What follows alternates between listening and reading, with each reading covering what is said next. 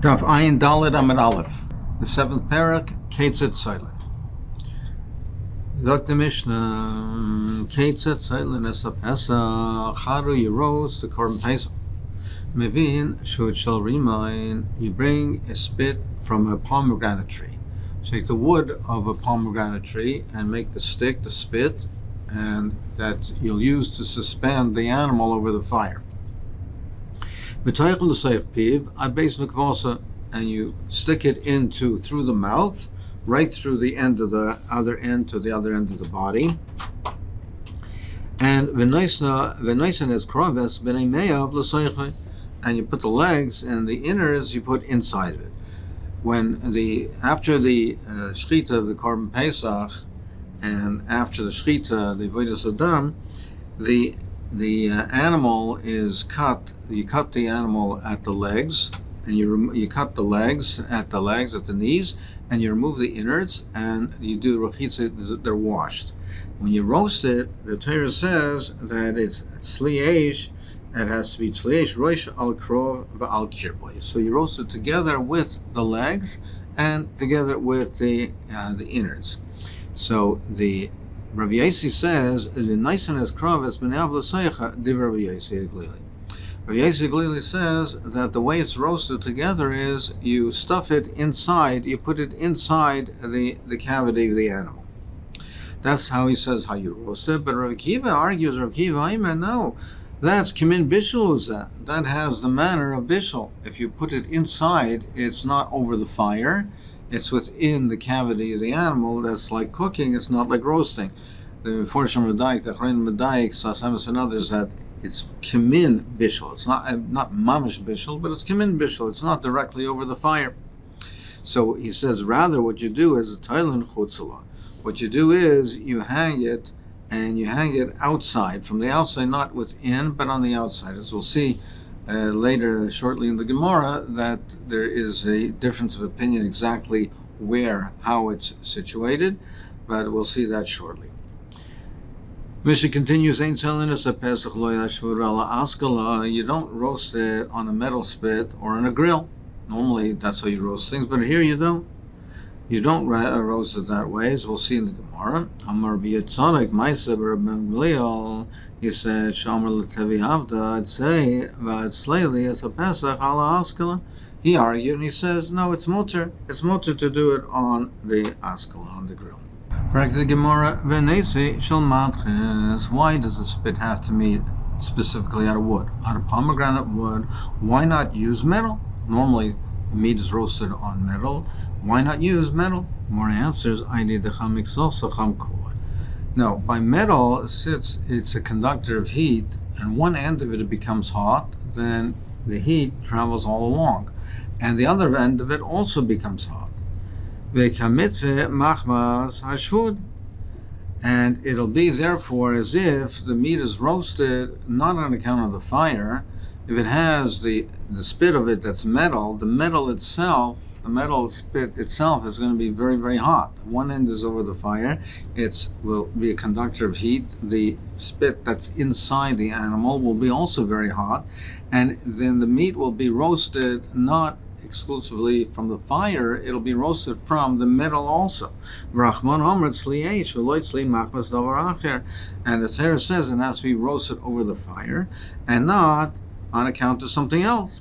So therefore, this metal will contribute to the roasting. That's why we don't use it. Okay, so we don't use metal. But why does the Mishnah say specifically that you use the shut shel remain? Why is not get of a pomegranate tree? Why not bring from a palm tree? More answers. Because the wood from the palm tree, it has grooves in it. And we're afraid that from some of the sap or the moisture that's inside of it will then be released through these grooves, and therefore the spit, the exterior will be wet, will have this moisture liquid, and therefore it's as if the meat will be cooked. The meat has to be roasted over the fire. It can't be boiled. It can't be cooked. Now, if the wood is going to excrete this liquid, and therefore the meat is going to be now partially cooked from the boiling liquid from the liquid that's hot, and it'll be therefore nechshav kimavushal and not like sleep. Correcting more, well, still v'neisishal ta'ena. Why dafka pomegranate? Why not the fig wood? More answers. I did the mechalkel maping maya.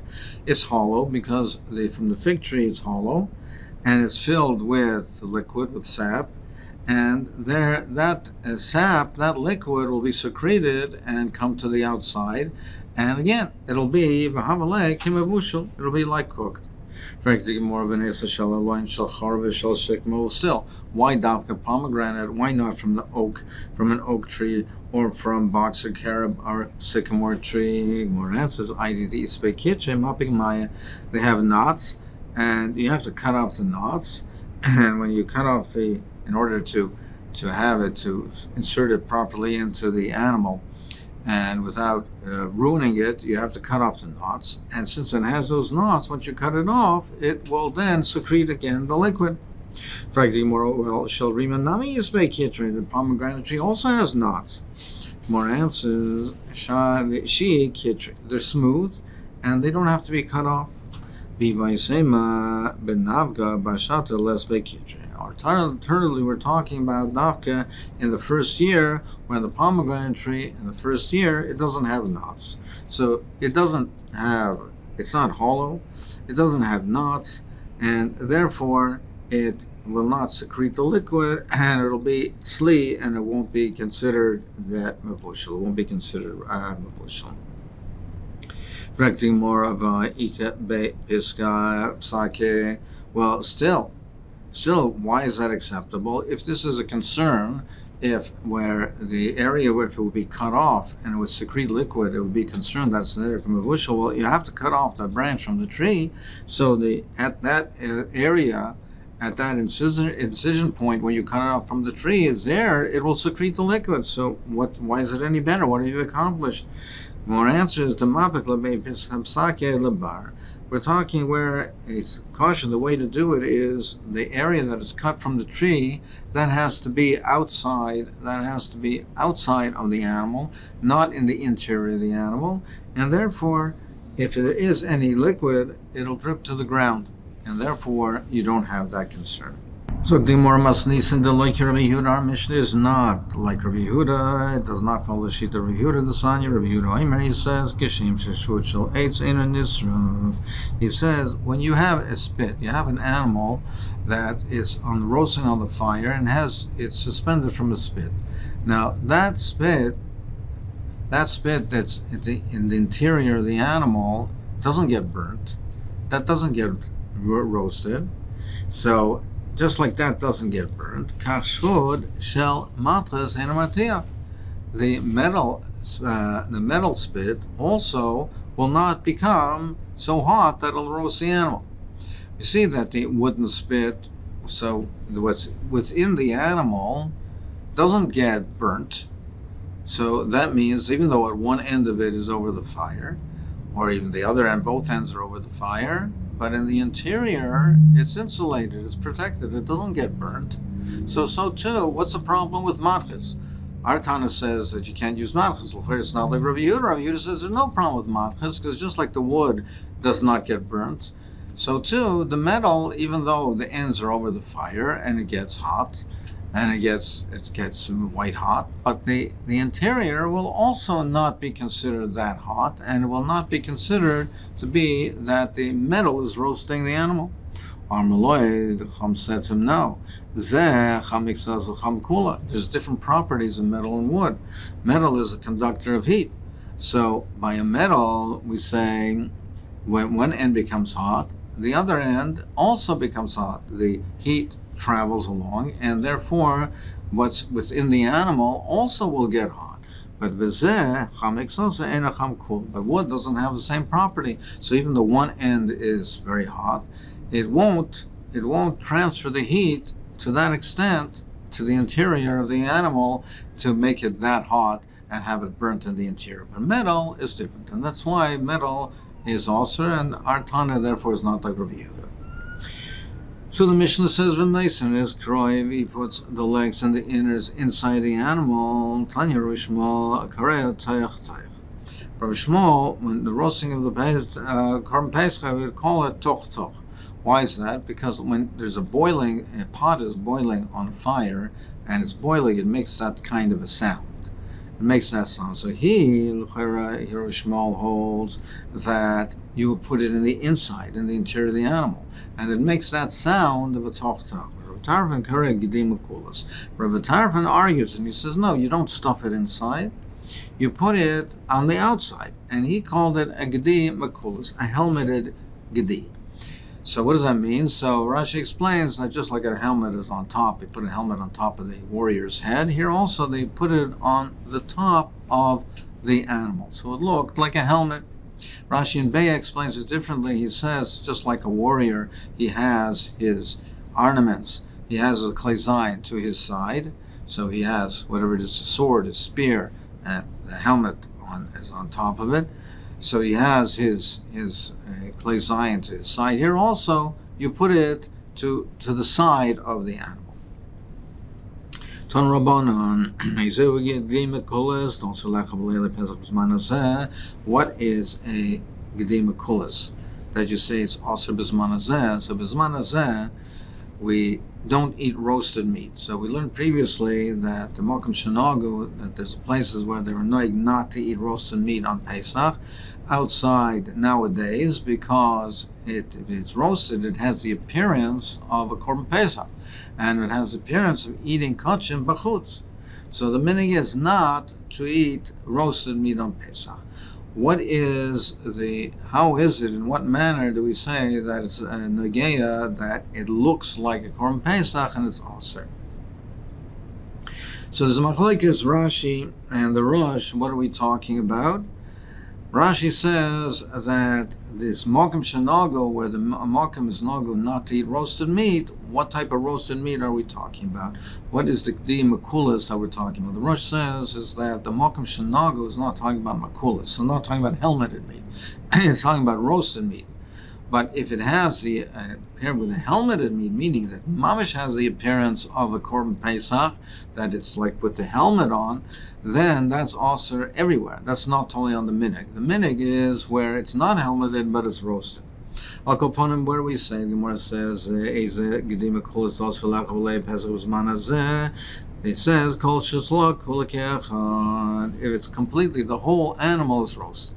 But if a limb is cut off, so it's not the complete animal, or one of the limbs are been boiled and not roasted, that's not a gedi makulas. It doesn't have the appearance of a Korban Pesach, and it's mutter.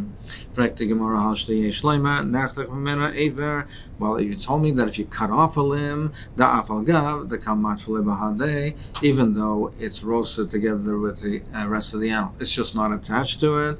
Amrad loy, it's not considered a gedi makulas. So nishlach mi boy, you have to tell me, in a case where it wasn't even roasted, it was even boiled, Hashta, you tell me that it's roasted.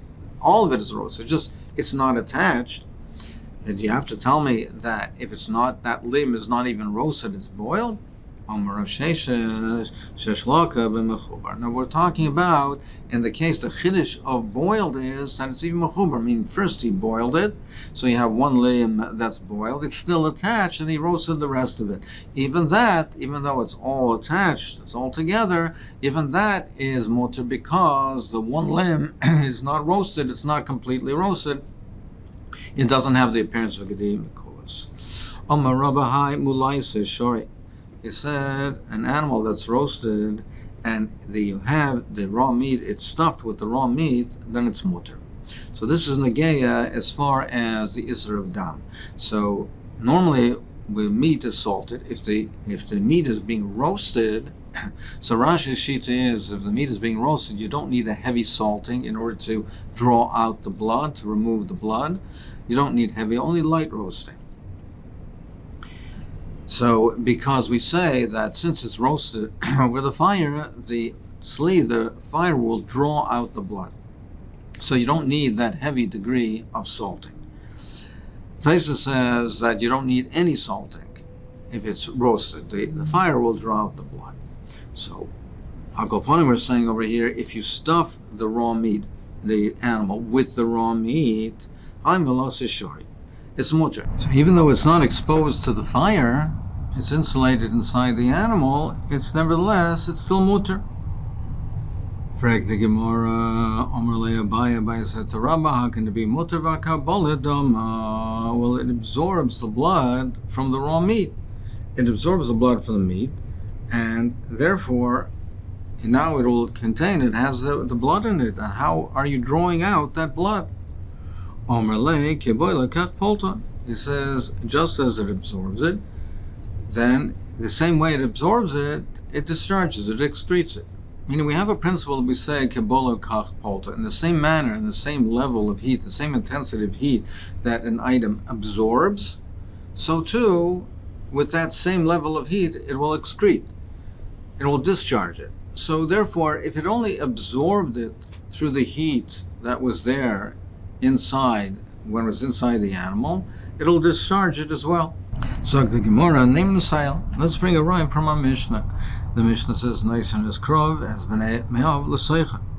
It says that you place the legs and the interior and the entrails, you put it inside the animal. So you see that it's being roasted inside. My time allowed to mishum damrin keboil kach poltei. Now, why should this be permitted? What about the blood? So why wouldn't it be also on account of the blood that it absorbs from the animal? It must be that we say keboil kach poltei, with the same intensity of heat that it absorbed, it discharged it. So you see a raya from this Mishnah that we do say that.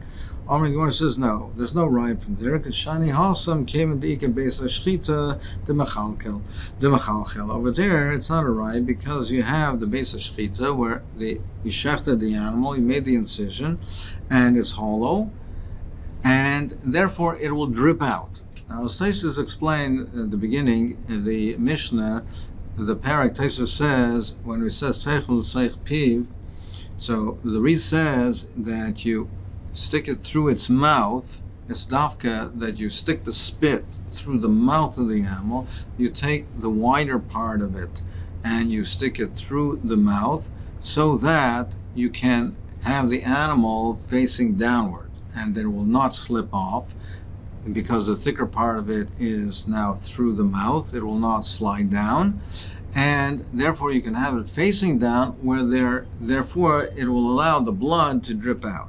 So over there, yes, we say that it's mutter even though it's inside the animal, because over there, since it's facing down and the base of shchita is cut and it's hollow, the blood will drip out. But you don't have a raya that otherwise it would be mutter, because over there we say, since over there it cave in the base of shchita, the machal gets hollow, we say, made of David, the blood will flow out. Name a Messiah. Let's bring a raya from the following. Halev kaira amitzi as damat. The lave, the heart of the animal, you tear it, and it extract the blood. So before you cook it, roast it more precisely, you tear it, and that lets the blood drip out, and therefore be mutter. Loi kara, if you didn't kara lachar bishula mutter, but if you didn't do it beforehand, you do it afterwards, and it's mutter. My taima, what's the reason? Why should we mutter? That why don't we say that there's some blood that's still inside? La mishum damrin keboila kach polta. Isn't it because we say that with the blood that absorbs, that it'll discharge it?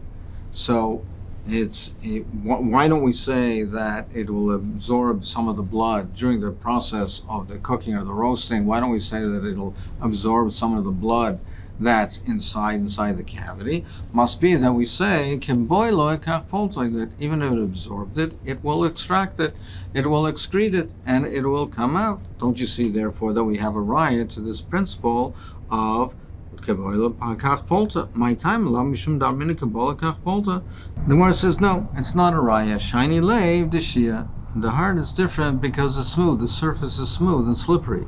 So therefore, it doesn't absorb the blood. So therefore, in this case, if you didn't tear it, therefore we'd say it's mutter because it doesn't even absorb. But you can't bring a raya to other cases.